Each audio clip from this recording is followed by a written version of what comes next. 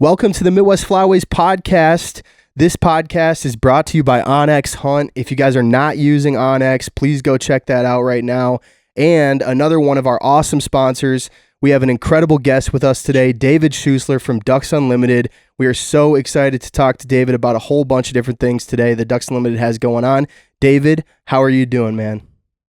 I don't know if I'm incredible, but I'm thrilled to be here with y'all. Well, David, listen, of everyone I've talked to, you're going to be the only one that's going to say you're not incredible. So I'll say it for you, and then everybody else can echo me, and you can keep denying it, and that's just fine. That's why we love you. All right. Well, I'll tell you, the first thing I have to do is I've got to apologize to all my deer hunting friends out there. Last year on the show, I made what I believe was seen as a disparaging comment about deer hunting when I said that I would rather not shoot ducks than sit in a warm box. And so today I want to tell everybody that I love deer hunting. I love it very much, and I do it all the time. And now all my deer hunting friends that watch the podcast cannot send me nasty text messages anymore. Yeah, listen, David, I'll save you the trouble, and I'll say it for you. I would rather shoot nothing, no ducks, than sit in a box or a tree stand or the woods or anything waiting on a deer. It is that time of year, especially in Minnesota. Deer season just opened, so everyone's gun-ho, literally gun-ho. Gun season is open in Minnesota, so it's orange season for us duck hunters. Yeah, what is it? The third largest army in the world up there right now? That's correct, man. Yeah. How many deer hunters are there, Carter, in Minnesota that buy a deer tag every year? We're gonna find out. It's so many, and it's I won't lie to you, David. I'm not hating on the deer hunting community, but my goodness, it's scary. Like opening weekend, people are shooting off rifles at all. It's nuts. The deer drives, and you ever drove deer? Yes, I grew up in a part of the world. Well, I've been on deer jobs before, but I grew up in a part of the world where dog hunting was part of the tradition and still is in certain parts of North Florida. I'm in Tennessee now. Actually, I've lived in Memphis, I think at this point longer than I lived in Tallahassee, Florida growing up. But that was a big part of the tradition there. And there was a lot of excitement to it when you hear the dogs and they're getting closer, and it was pretty cool. And I do love deer hunting. Not as much as duck hunting, but I do love deer hunting. Yeah, I anytime there's dogs involved, that adds an element to it that's just really cool. I mean, watching dogs that are just really good at what they do, whatever type of hunting, whether it's tracking dogs, hounds, chasing mountain lions, apparently deer that I was unaware of that you can use. You can use dogs for that. So I hunted over deer dogs growing up, hog dogs, which were some of the meanest creatures that I have ever come across in my life. I was able to go coon hunting with coon hounds growing up. Of course, that part of the world is very famous for its quail hunting in South Georgia and North Florida. So I got to stand behind some really good quail dogs growing up. So I guess now that I think about it, I just about everything. Dove hunting, I'm trying to think about everything. Maybe not the alligator hunting. Maybe the gator hunting we didn't use them. But everything else we use dogs. So. You damn well know there's a gator dog out there in Louisiana somewhere, David. Probably so. It's a guarantee. We're in South Dakota right now. And this is I think it's a very relevant topic, especially to Ducks Unlimited, but man, we have just been getting our butts kicked the last few days. And by butts kicked, I mean, we're able to shoot 4 to 10 ducks maybe a day, but we're not able to do what we want to do. We've had that cold snap that you guys have gotten now, out here in South Dakota, and the birds are just weird when you get that weird cold snap where it's been like anywhere from it was 1 degree on Sunday, 1 degree here on Sunday, and 20 degrees all day yesterday, 20, 25 mile an hour winds, and all that little water freezes up. And so the birds they sit on the water to hold the water open, and they don't feel like they need to go feed. And if they do go feed, they'll jump out of their little roost, they'll go to the nearest cornfield, they'll eat for 5 or 10 minutes, they go right back to the water, and it's almost like they're coordinated about it. You almost start to think, are these birds way more coordinated than I think that they are? Because they got 2,000 mallards on a little refuge, and 50 of them will get out and they go eat for 5 minutes, 10 minutes, then they go back. Then a new group of 50 will come out, and then they'll feed in the field for 10 minutes, then they go back to the water. Well, And, yeah, I think it's like the penguins where they take turns on the outside, staying alive in a blizzard. And keeping the group warm. I'm certain that Mother Nature has taught them that they need to do that to keep the water open. 100%, yeah. But actually, it's surprising that y'all aren't doing well. I figured you're going to tell me you're smashing them, but sometimes weather does that, right? You get the 4 C's: clear, cold, crisp, and calm. Now, y'all don't have calm, but it does something to them, and they don't act right, and there's just not a whole lot you can do except wait them out, because eventually they're going to have to change their patterns in weather. Well, that's just right. I mean, that's the thing. They're unpatternable. They're very hard to pattern right now. They're doing something different kind of day to day, and they're not feeding in the morning, which is very common this time of year. Mm-hmm. That you'll see birds trade water during the morning, feed for, an hour, basically at sunset. That's not really uncommon. Just the cold snap, making them really hard to pattern. We've tried it all ways. We hunted a cornfield yesterday. We hunted, water this morning, and kind of the same result. We shot a few ducks, but they just, they want to do what they want to do. They're not gonna be persuaded to whatever it is that your plans are for them. So, it's warming up here. I'm assuming things are going to get a little better, but we're just starting to see some of that push coming through, especially like, Minnesota here a little bit. But I think at this point it's tough because I think a lot of people in Minnesota, the northern states, is this something I wanted to talk to you about, David, is I think people are getting a little frustrated because I think we're becoming a little bit, as what people would say, a flyover state. Well, you probably don't want to hear my report from down here then. I want to hear it. Now, granted, we don't have a lot of water put up right now, and in this part of the world, whether it's public or private, oftentimes water has to be put on the ground, and a lot of the WMAs, that's going to be pumping up in some of the green tree reservoirs and places like that, which is starting right now. We're about 2 weeks out from our opener. 3 weeks in Tennessee, 2 weeks in Arkansas. But there is a little bit of water on the ground, and the reports that I'm getting, the things I'm seeing with my own eyes, we have more ducks down here right now than we've had in years.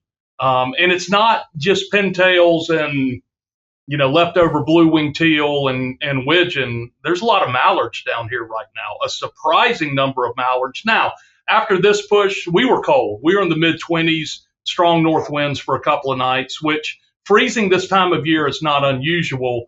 Going that deep into a freeze is unusual. But just, I don't know, I can't put my finger on it. There was no weather leading up to this recent clip of cool weather, and we're going to warm up to almost 80 this weekend. So it's going away.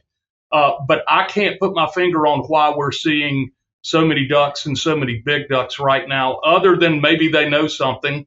We hear these reports of how brutal this winter is going to be. Of course, those of us down here, that's what we dream of. We dream of a snow line that comes down somewhere into Missouri, and then they just settle for the rest of the season. But it's incredibly unusual, at least over the past 5 years, to see what we are seeing. All of that to say that there might have been some flying over that happened this year. Because I know there's still birds north. I'm talking to plenty of people, and I just, I know there's still birds, and there will be birds in Canada until Canada is covered with snow. That's just the way it is. But it's really, really unusual to see this many mallards this early. Yeah, I mean, obviously, any good hunter, you start talking to your buddies everywhere. And once you build up that rapport with people kind of around the country, you can start to get a feel for where birds are, what they're doing maybe a little bit. And that, every year is different. Bingo. Every year is different. Some. Yeah. And there's some patterns you can track. There's some things that you can kind of take note of. And, like myself, I try to journal. So I write down, wind and temp and barometric pressure and all these things to try to just get, and it's long-term data essentially. And I've talked to a lot of guys that have been hunting for a very long time, and they say, you need 10, 20 years of tracking that stuff in your area before you can really start to get good, solid idea of patterns and figure out. But, some guys I know that hunt Minnesota, they can tell you, next Tuesday, I feel really good about next Tuesday. And you're like, oh, really? You feel really good about next Tuesday? We're 6 days away from that, but you just have that marker. And, then they say, yeah, well, I've been taking notes and journaling for 20 years and taking down everything I see and how the birds are acting. And based on what I know, next Tuesday is going to be a great day. And sure enough, some of the time those days just turn out to be the good days, but I can confirm there's been quite a few flying over birds. That is without a doubt. So, I know there's still a lot of birds up here. I know there's still birds in Canada. I mean, it's not like all the birds have pushed south or anything, but I think this cold snap is tough because, if they get to Minnesota and it's 20, they're out of there. Yeah.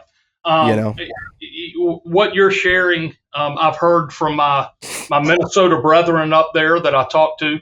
It's weird the way things are down here. That Mississippi River splits the migration. Not everything, but most of the birds we shoot in Arkansas, the bands that, we report and everything, they're all coming out of the prairies, both of the U.S. and Canada. In Tennessee, which is, probably 20 miles from the river, every band we kill is out of Minnesota, Michigan, or Wisconsin. Yeah. And it's like they come down and they stay on their own sides of the river. So I have to make phone calls up to the prairies to find out what's going on there. But then I'm also talking to all my friends in Michigan and Wisconsin and Minnesota to try to figure out what's there. Where do you want to hunt? Tennessee, Arkansas, where, it's just all right here together. There's 4 states that come together right here. So, in talking to a lot of my friends in Minnesota, I've gotten the kind of the same report that you've been giving me here, that it's just been kind of this season. And I hate it. I hate it for any duck hunter because I've certainly had my share of them, and a lot of them here recently, of those slow starts. And it's not a start for y'all right now. You'll be coming to your end here in a few weeks, I guess. We've got every year is different, and Mother Nature controls it. She really does. Yeah. We've got just till after Thanksgiving. I think there's a lot of guys up here that are really pushing. What they want to do, David, is they want the DNR to allow us to have a river mallard season for a week in December.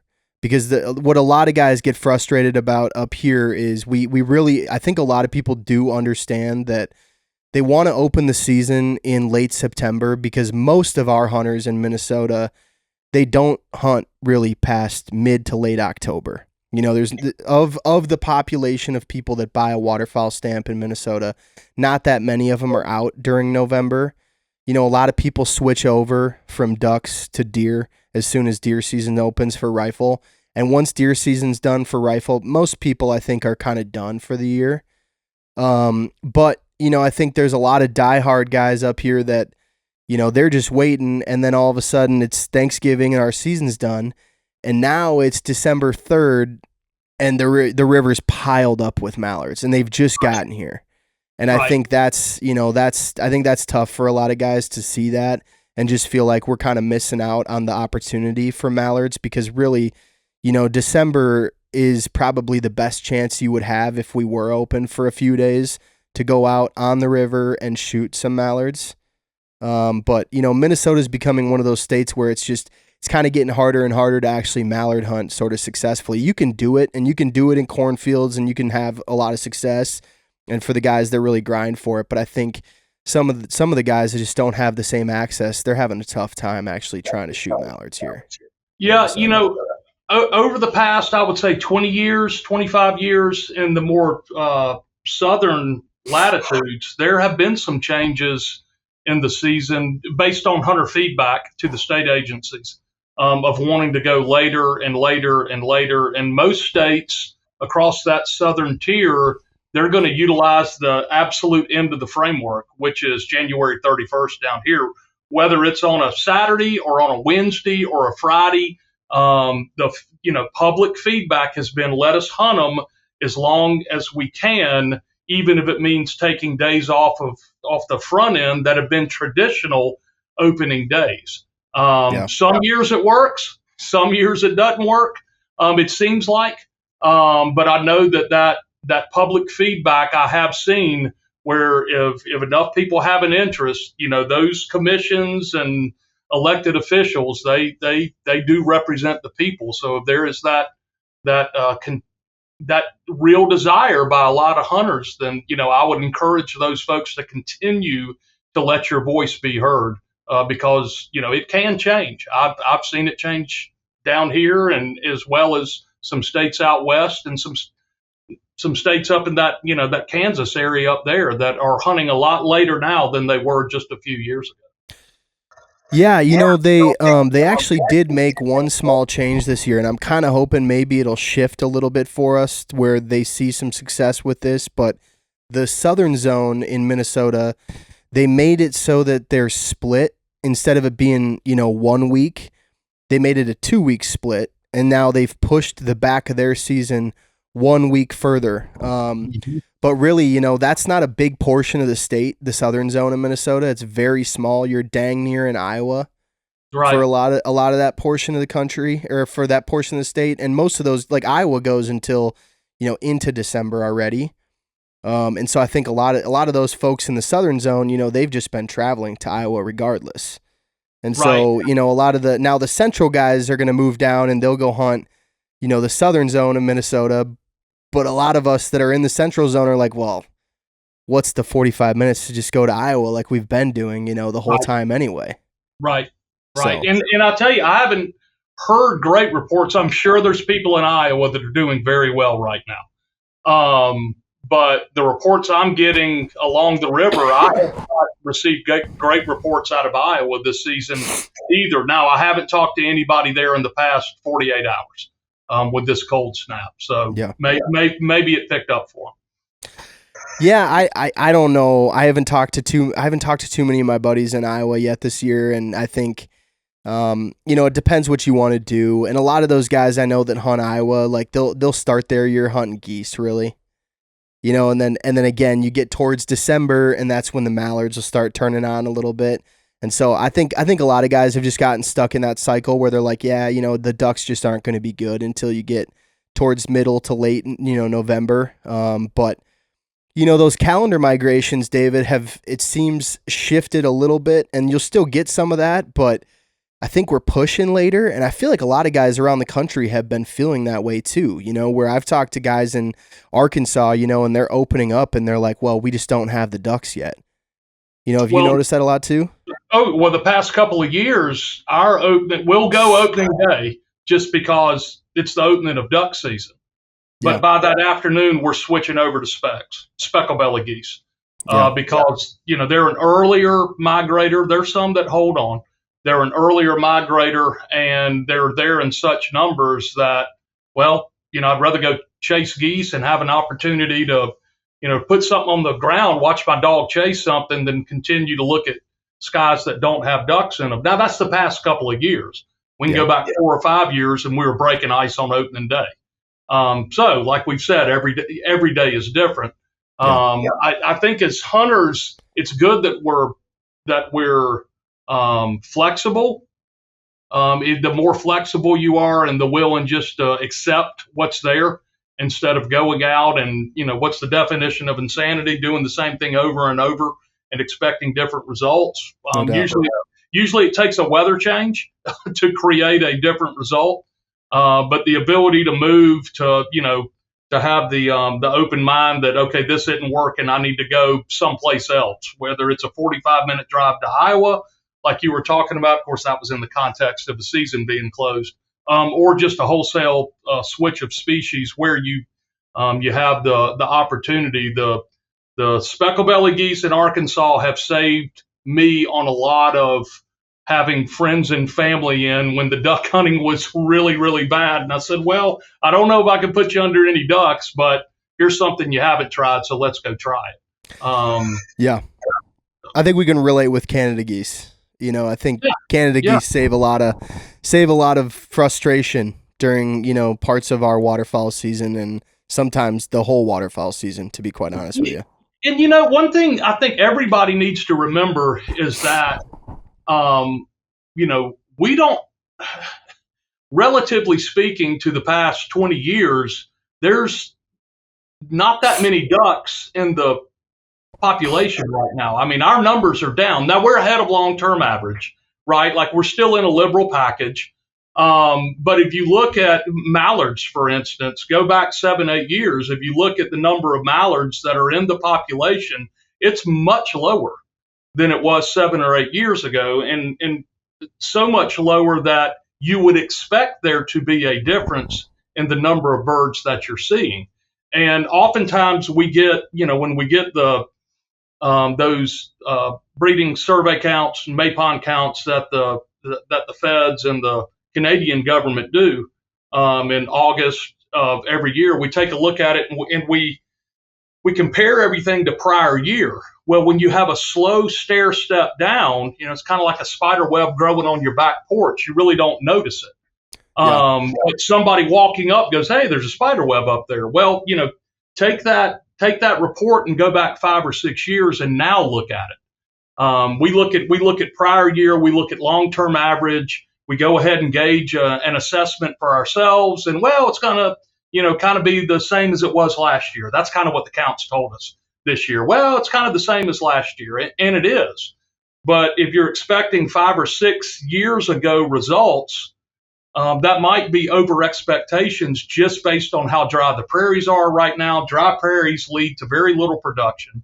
Birds can go ahead and go up into the forest and live out their summertime and be safe and eventually, join back up with a group of their same species and come south. But those prairies were dry when the birds got there. There wasn't super great production, and so there aren't a lot of young ducks that are coming south this year. And generally, those young ducks are what make for really, really, really memorable opening weekends and opening weeks, is getting Yeah. a shot at those birds that don't know the difference. When you have an older cohort of birds making up the population like we do right now, generally it takes really bad weather for those birds to get to the point to where you can really go after them and have them act like you want to, respond to calls, and respond to the decoys. So I don't man, I'm just a member of a club. There's just a bunch of us that lease some land together. But I feel like I'm the ones that has to continually send this message to some of our club members that let's get our expectations right. And some of our harvest totals from 10 years ago, like let's Yeah. not get in our minds that that's going to make or break our year if we hit. Yeah, I think at the end of the day, if you want to be a happy duck hunter, if you want to be a happy hunter, you have to enjoy just the hunting aspect of it regardless. It can't be about the number. It can't be about, the result. It has to be about the activity of what you're doing, because it's truly, you're at the will of certain things you just can't control, including the weather, a lot of the time. And that makes it a little bit tough. Yeah, there's no doubt there is, and I agree with you. But I also understand personally the frustration point. Yeah. Last year for me personally, it was so warm for so long. I don't think we had our first freeze until well into December. And shooting specs was great. You can shoot 2 a day per person. But even at some point, the specs left us, and just the frustration of, okay, like where are the ducks? Where are the ducks? Where are the ducks? And then the glory of them finally showing up when the wind blew out of the north and it got cold. Well, here they came. But it's easy to get frustrated, and I think that's part of what makes it what it is, right? Like if we were out there with cane poles and bobbers and worms, it's okay. You don't get frustrated if the brim don't bite, but there's something about the effort that goes into waterfowl hunting, and it's okay to be frustrated. Because I think it's kind of like losing a ball game. If you don't care if you lose, why were you on the field to begin with?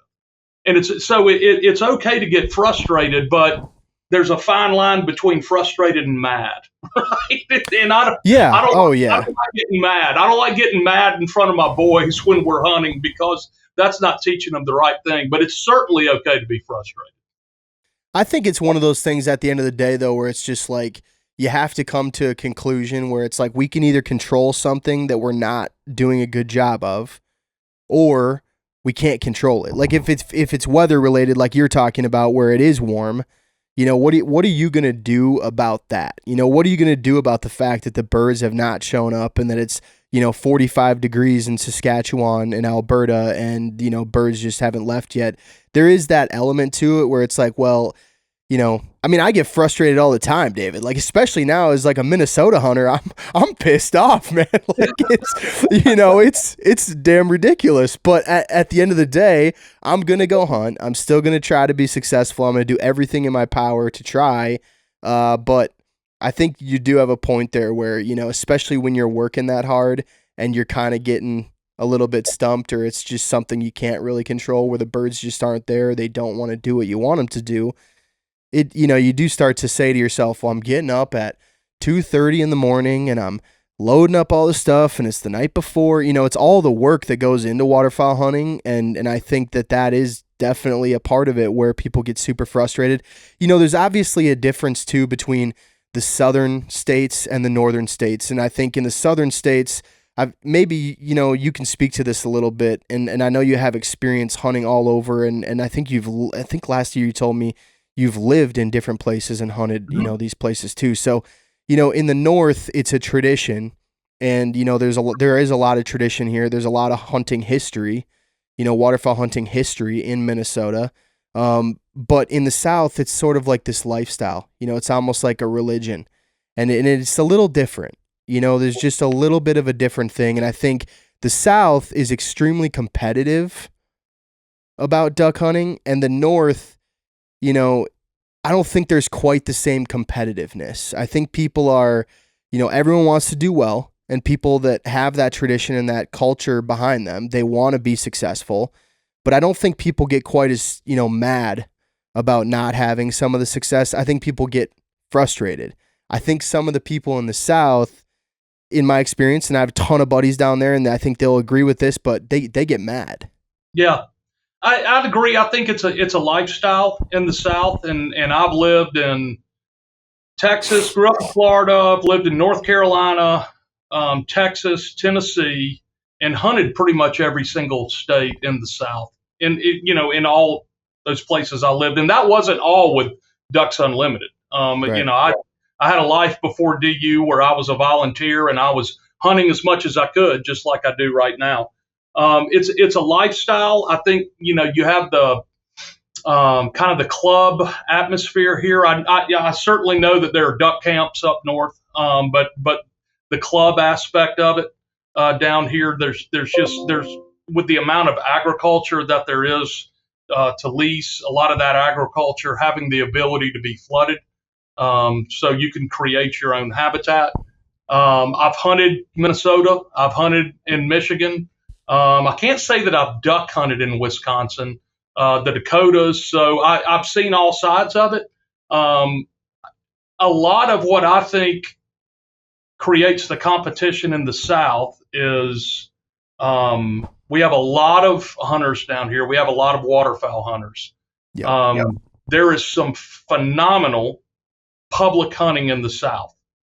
Yep. But it's not growing at a rapid rate. And I think we have an imbalance right now on the number of waterfowl hunters who have access to those public areas,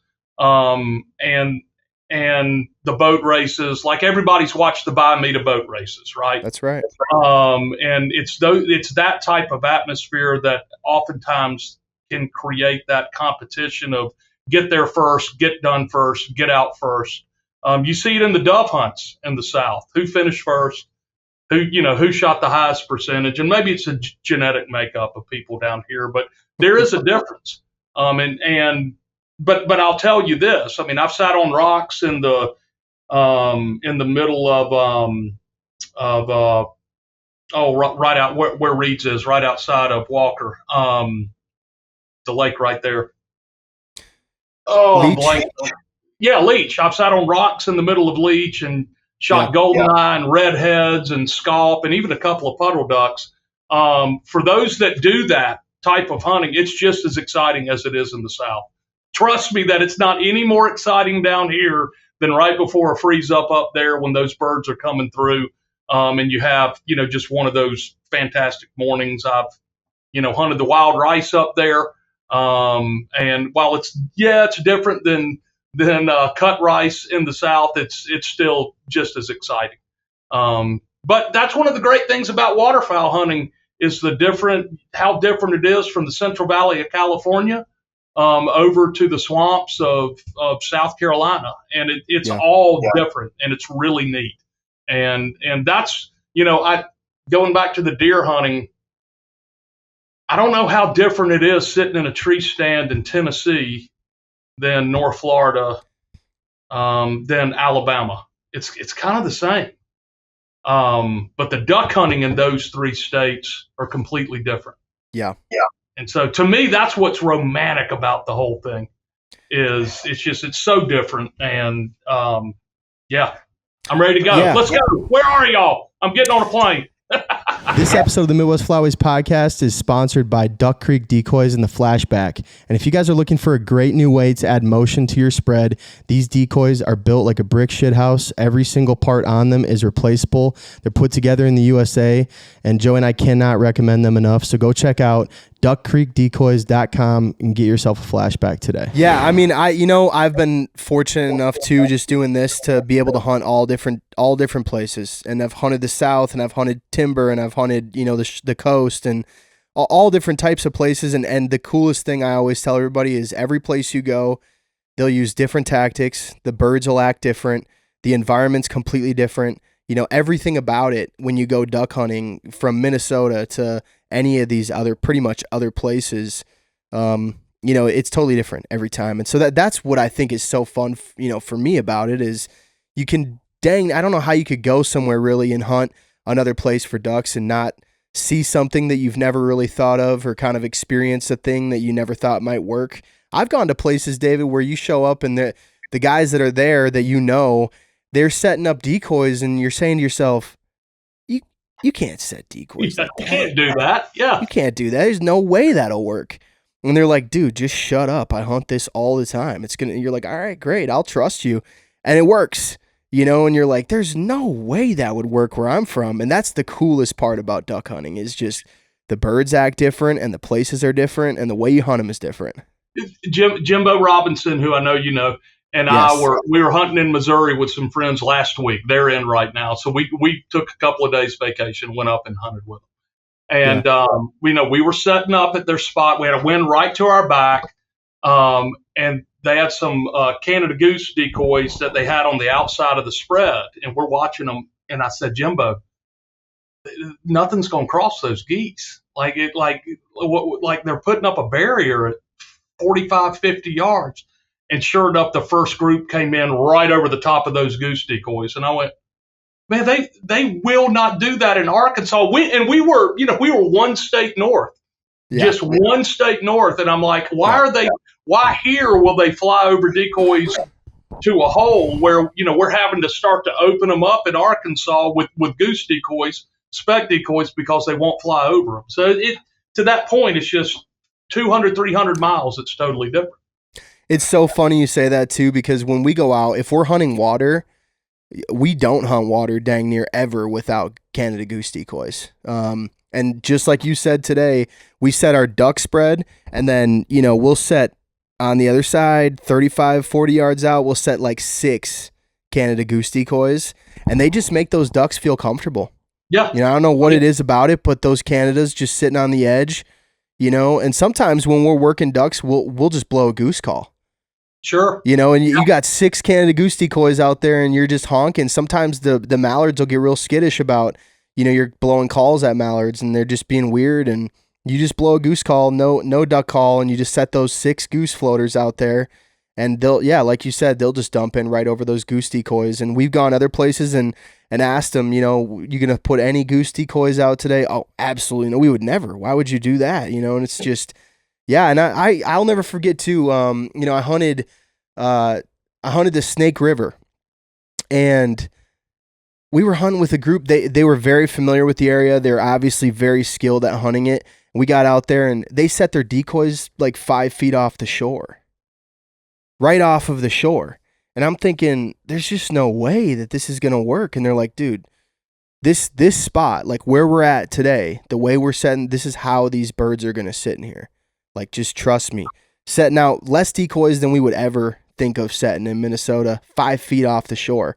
Sure enough, we had one of the best hunts we've ever had. Just shot all green, full limit of mallards. It was just perfect. You couldn't draw it up better. And it's like that's the best thing about duck hunting. You don't know what you're actually doing until you do. Okay, here's a question for you. So you've hunted all these places, Idaho and everything else. I think that's what you were talking about with the Snake River. So yes, sir. You can only hunt in one place. In all the places you've hunted for the rest of your life, you can only hunt ducks in one place, one style of hunting. What are you going to do? This is what's so funny, David, is, a lot of people, I ask this question all the time on our podcast when we have guests on. So I would love to hear your answer to this. When I'm done answering, I think a lot of this just comes back to how you grew up and the nostalgia of it, and feeling like that's what duck hunting is. So to me, if I could hunt one thing, it'd be probably big water mallards. Okay, cool. I would just say, yeah, big water mallards. I love hunting water. I love putting my waders on. I think the way that if you're in the right spot and mallards want to be on water, the way that they'll react on big water, if you know what you're doing, they're so fun. And, some of the time when you're in the right situation, you can get 50, 60 big groups of mallards they'll give it up in the right circumstance on big water. Just because that's how I kind of got introduced to it. I guess I would probably say that, just big water mallards. That's just feels like home to me. It feels like duck hunting. And when I lay my head down at night and I have a good duck hunting dream, I envision a group of 50 mallards working me on a big lake. And, I've got my big lawn boat parked out back and I'm just waiting on a big group of mallards. All right. That's a great answer. That's a good one. What about you? It's funny you say what you grew up around. I've been blessed to hunt a lot of different areas, but if there was only one place and to do it for the rest of my life, it would probably be Gulf of Mexico, big water diving duck hunting. I didn't grow up doing it every day. We hunted a lot inland on shallow lakes and cypress ponds and things like that for puddle ducks, but there's just something about a flock of 70 redheads or a flock of 70, and we shot greater scaup down there, great big scaup. Just when they commit and do it right, just the excitement of that would probably be it. When you lay your head down at night and you have a good duck hunting dream, it's a group of 70 redheads on the coast. Yeah, or scaup. Everybody talks about those dumb redheads. They're not dumb. They're confident. Those are confident. They feel good about what they're doing, no matter what's about to happen. And I think for me, part of it goes back to the first birds that I ever, and it was a mallard call. I was 8, and my dad had gone to look for back in the marsh to look for a black duck he had shot, which. Back then, we got birds migrated, black ducks in the Atlantic Flyway migrated that far south. And he had shot one and he said, here, sit here and, don't do anything dumb. And I saw a group of ducks out there. I looked down. He had taken his duck calls off because he figured that it was going to be real muddy and everything where he was going. And I picked it up and blew what I, thought it was supposed to sound like, and a group of about 70 redheads turned and just came straight into the decoys. I pulled up and shot 3 times and missed every single one. Every single one. And he got back and he said, well, what did you shoot? I said, nothing, but it was awesome. Yeah. That's the best, man. I was so scared, that they had actually done that. That hooked me on calling at that point. I was like, I got to learn how to do this, and Yeah. then B, just on watching that many birds come in and just give it up like that. It was cool. I think one of the coolest things about duck hunting too is just that a lot of the time you think that you're going to remember more than anything when you think about duck hunting, you look back on some of your memories, you're going to remember the best hunts you ever had. But when I look back a lot of the time and I think about some of the best times I've had or some of the funniest or best memories I've got duck hunting, it's some of the worst hunts. Or like some crazy thing will happen. I mean, I love those good hunts, but I always remember some of those weird stories too, where it's like, remember that time you dragged me out to that stupid pond that you promised me there was 500 mallards in, and we walked like 3 miles through that marsh and we shot that one duck. And then, on the way back, I fell in over my waders and your dog went running after that cow. And, it's just all that funny stuff. I remember being with a group down in Texas. And I was down there just helping out a buddy who runs an outfitter, and they had a group of people in, and this group of guys was from South Carolina. And they had like 3 great days of hunting in a row, just beat them up good, and they're having a blast.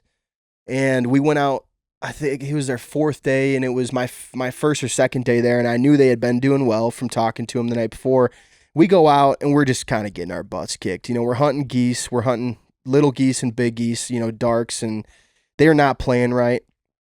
And we had one goose, one humongous goose come in, and they shot it, and their dog went and got it. And as the dog was bringing it back, some cattle had kind of wandered down into the field, and this dog couldn't help himself, and he takes off with the goose in his mouth, running after these cows, and he probably ran, David, I mean a mile. This dog's just running, and finally these guys are chasing this dog, and the dog turns around and starts coming back, and he's had the goose in his mouth the entire time. Oh my God. And so he just never dropped this goose, and finally brought this goose back. It had been like probably 5 or 10 minutes of this dog running after these cows all over in this field, and they got the goose back from the dog, and the dog came back just tired as hell, laid down right in the dirt next to the blinds and just panting his ass off.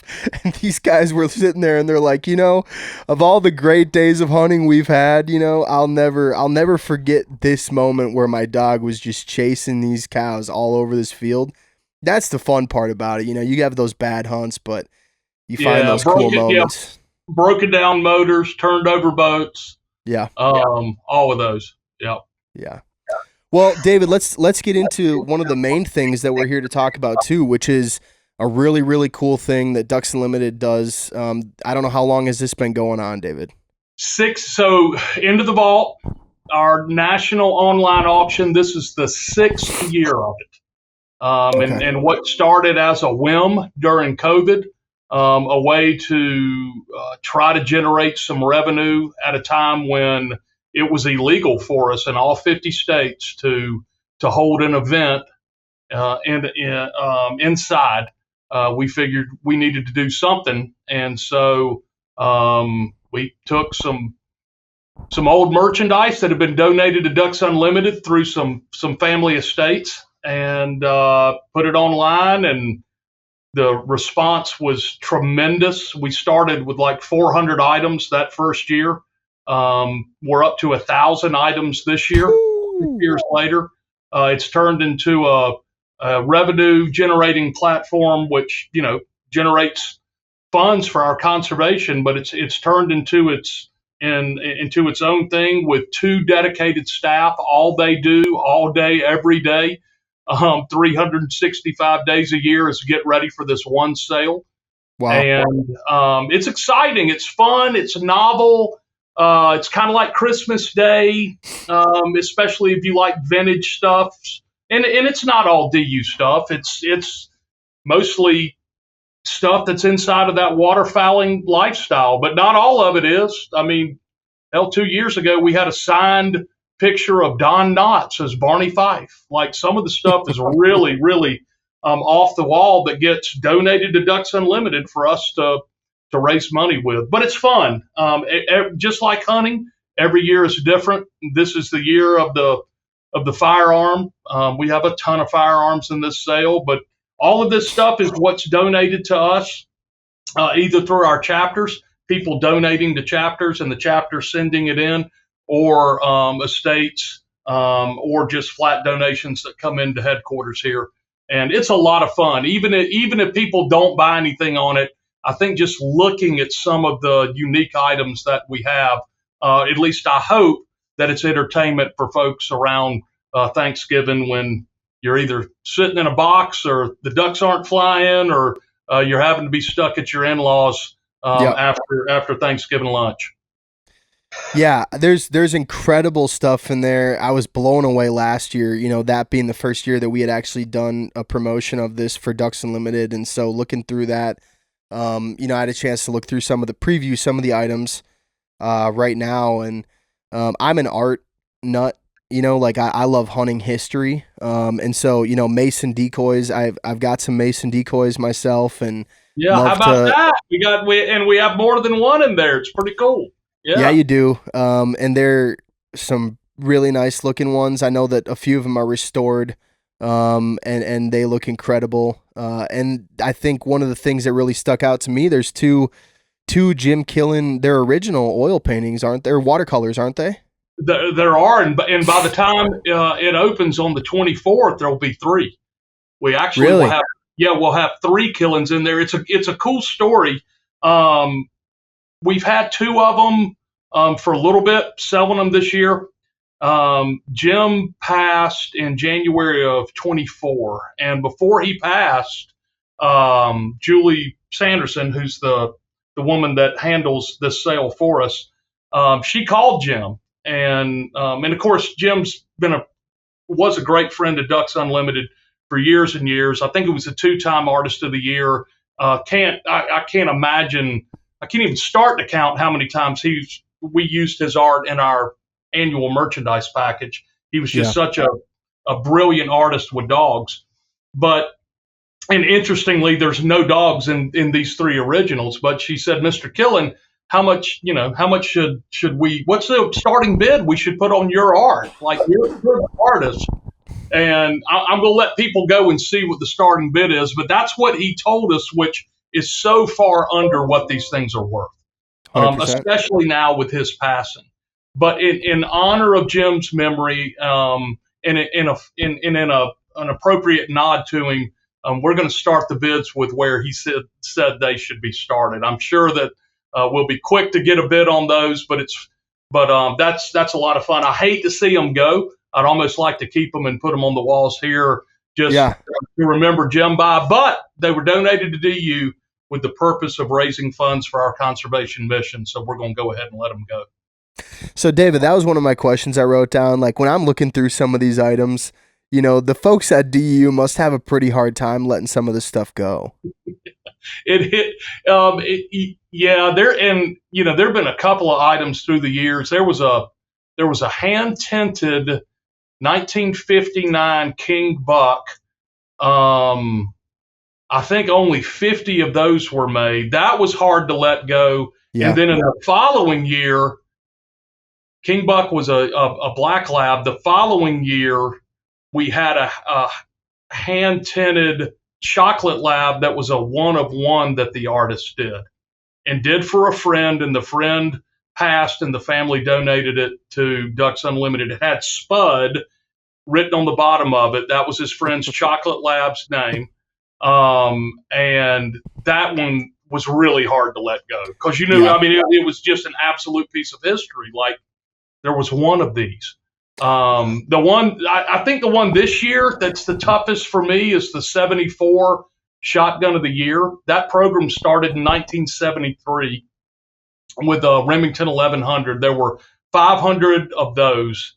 Other than the collection here, and I've held all of the guns of the year that are in the collection here when that collection was donated and we put it behind glass. I've only Yeah. held 173 outside of the collection, which is now at the Waterfowl Heritage Museum at the Pyramid down on the river here, the Bass Pro Shop Pyramid. Yeah. This 74 is the first one that I'd ever held. There were only 600 of them manufactured. It's the first one that I know DU has sold in at least, 30 years, 40 years. And it Wow. came in. It came in donated from a chapter. They said, we want the proceeds of, from the sale of this gun to go towards our fundraising efforts. And so you got to put it on there. It's donor intent. But given the historical nature and just how hard it is to find one of those firearms out there, that was a tough one to put on the sale. The Midwest Flyways podcast is brought to you by Migra Ammunitions. Joey and I's favorite box is the 2-4 steel, so you guys can go check out the original stacked load. Migra is available in almost every store that you would buy ammo from around the country. Otherwise, you can get it online and have it shipped right to your door. Try Migra this year. You will not be disappointed. Yeah, I mean, I'm looking at some of these, and it's just it's truly insane, some of the stuff that's in this vault. And I won't lie to you, like last year when I heard that it was called Into the Vault. In my head, I just had this really cool idea that you guys had this sweet vault.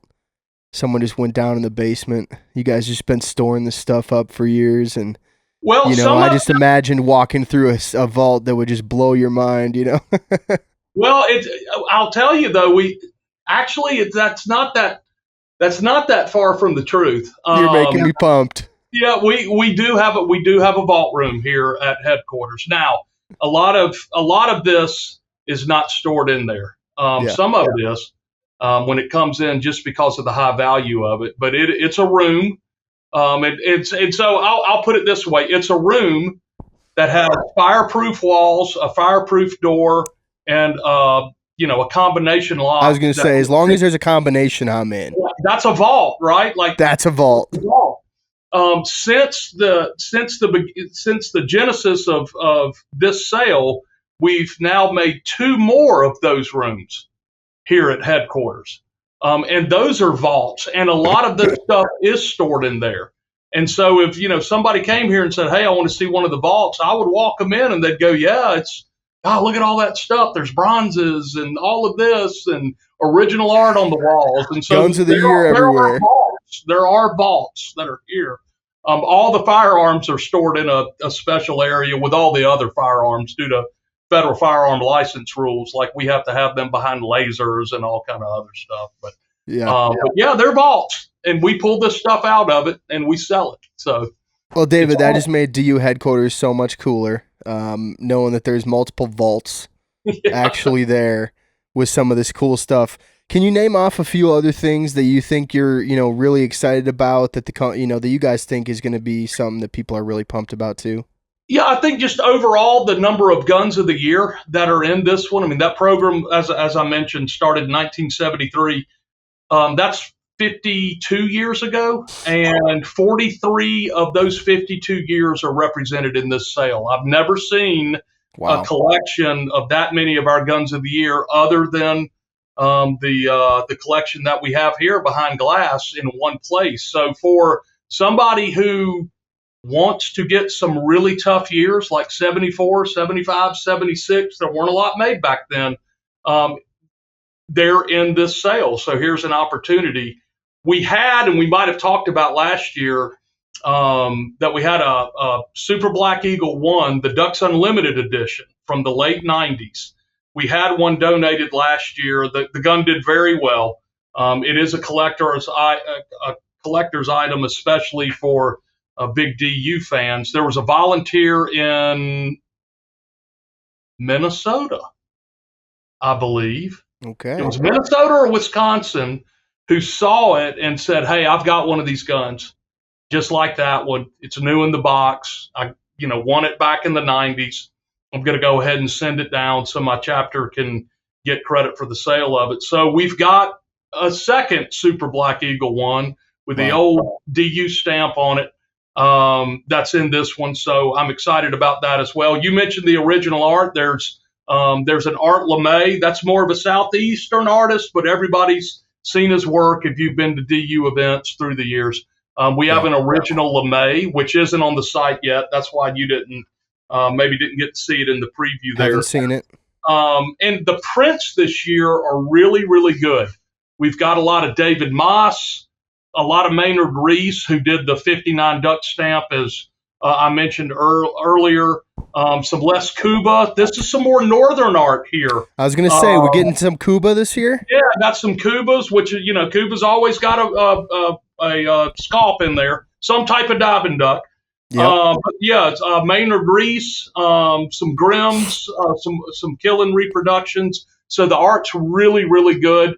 Had some more Terry Redlands donated, North Dakota artist. I think everybody's familiar with Redland. I Where I'm think we from, have they are. over 24 Redland prints. So wow. many that they'll have their own section this year.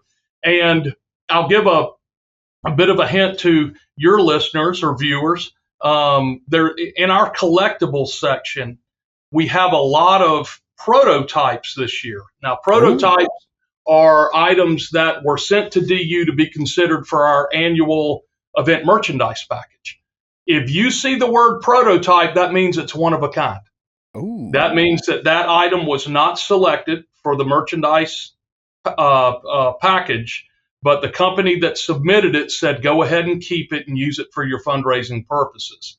And so we were able to gather up quite a few of those. And that's not always the case. Oftentimes the companies want them back, which is understandable.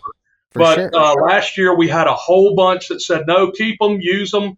So there are a lot of one-of-kind items inside of the collectibles. And obviously one-of-a-kind generally carries a higher value, but we don't know what the value of them are yet. So we're going to start that bidding very low. We'll have several items on there that start at $1, $5, all the way up to a $40,000 Holland and Holland 400 elephant gun, which was donated by a volunteer who said, I'm not going to use it anymore. Let's go ahead and raise some money for DU's work with it. That will be the most expensive item we've ever had on the vault. Yeah, definitely. You guys had did you have a Parker last year? What did you guys have that was? We had a Parker. Yep, we had a Parker that it was called a Packmeyer Parker. So Packmeyer of the Packmeyer grip fame. Years ago, he started as an engraver service, and so he had some of his engravers re-engrave a bunch of Parkers, and the one we had was by Angelo B, he's still very working. Famous. Yeah, a very famous engraver. That one went for close to $20,000 last year. I saw that. But this H&H is appraised.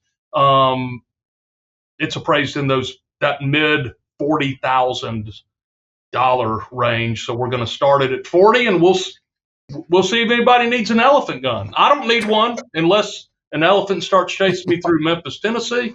But maybe somebody out there has a trip to Africa planned or just wants a beautiful gun. It's an incredible work of art, and obviously Holland and Holland is known as one of the best high grade firearm manufacturers in the world. Yeah, I'll go ahead and say this too for our listeners. I think looking at last year's auction, when I saw what some of the stuff went for,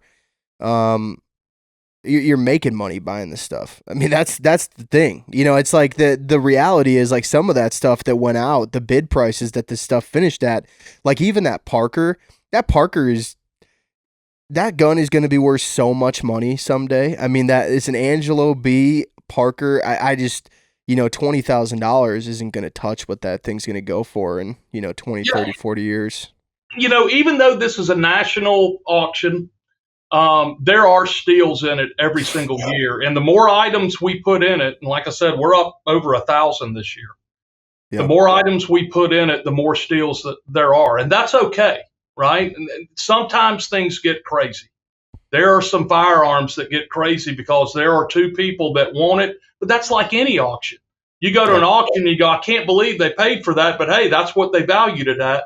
But there are steals. When I look at the manifest that spits out on Saturday night, which will be December 6th this year when it's closed, I look at some of them and shake my head and I go, wow, we let that one go.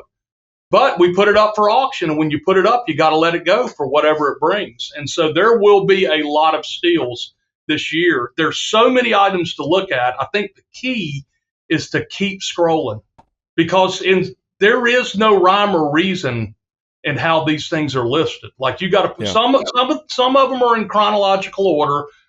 Some of them, like the federal duck stamp, sure, the older ones are going to be first and the newer ones will be last. But in the collectibles and the knives, things like that, just keep scrolling, because a lot of people don't. Like, you can tell a lot of people don't keep scrolling, and there are deals. That first page has a lot more bids than some of those end pages. That's right. That's exactly. And there's some good stuff on the end pages. Yeah, this is another good opportunity for people if you're just looking for like Ducks Unlimited swag. You know, that stuff is really cool too. Some of the smaller collectible stuff, the Ducks Unlimited, you know, like there's, you know, dice sets and camp sets and just stuff like that. Like, people love that stuff too, David. I mean, that stuff is just... Somebody asked me, you know, how would you describe the collectibles? I said there's a lot of duck camp stuff this year. Yeah. A whole lot of duck camp stuff. Yep. That's cool. One of the other things I wanted to ask you about, because last year I noticed what are the prices some of these things closed at. Will there be some trips? There will be. They're not up yet. In fact, our whole approved outfitter staff were having a meeting. They all came in to have a meeting today, and I stuck my head in and I said, hey, somebody needs to load up the end of the vault with some trips. So over the next couple of weeks, we'll be getting trips loaded up on there. You know, we do our big national trip auction in August every year now, and so that's really taken a lot of the trips out of this sale. We knew it would, but gosh, I think they offer 600 trips on that sale every year. So many, it's ridiculous. But you know, there'll still be some on there. I do want to mention too, something that was new last year, very popular. It'll be back this year, is the Buy It Now section. We have current DU merchandise, and it's just, you know, oftentimes to get a minimum order, you know, you're ordering more than you need. And so there are going to be 20, 25 items at a Buy It Now price that are current DU merchandise. It's in this building. It was sold this year. Our merchandise ends at the end of the calendar year. We know that we need to get rid of some of this stuff. So, you know, we're not selling it.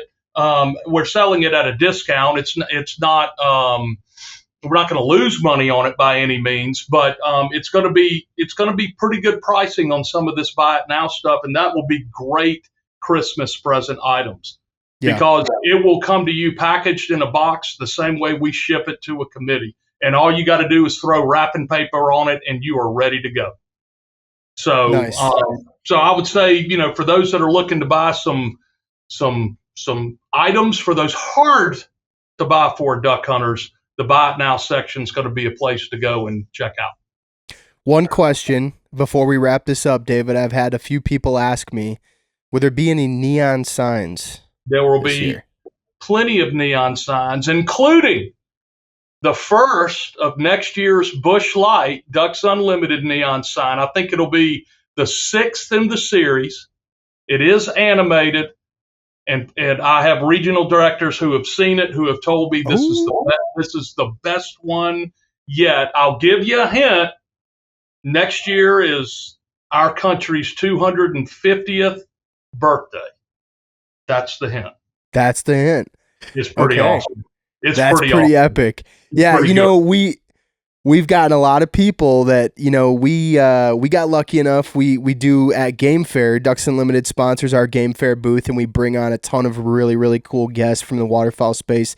And they had Jimbo had sent us a Ducks Unlimited shotgun neon sign, and so we built a whole booth with a nice wood backdrop, and we hung up the DU neon sign. And so ever since everybody saw that, and now we promote the vault. You know, last year I got a lot of questions. Are we gonna get any neon signs next year in the vault? I may know a guy. Okay. I may know a guy. You got a neon guy for us, David? Yeah. There's plenty. There will be plenty of neons in the vault, and I may know a guy who can take care of you at Game Fair next year with some neons. Okay, that's good. Yeah, you know, there's a lot of bars up here. I know in there Minnesota are. and Wisconsin. I don't know if you know that about these couple states. Them, brother. And I think there's a lot of home bars up here, and there's quite a few folks looking for some neon. So I wouldn't be shocked if those things fly off the shelf. I will. I'm going to tell a story for your folks. So I try to make the Fishing for Ducks ice fishing tournament as much as I can. The one on Mille Lacs. Yeah. And last year, I finally talked our CEO, Adam Putnam, into going. He's a great guy, had the time of his life. Everybody does that I bring up there. I'm like, it's not that cold. Like, it sounds cold. It's not that cold. They're going to dress you up. They're going to start pouring alcohol down your throat. I was going to say, there's a lot of whiskey to warm you up. There's bonfires on the ice. Like, everything's going to be great. So we go up there. We had gone to the Southeastern Wildlife Expo. Then we went out to Vegas for the Garth Brooks DU concert, which was a huge success.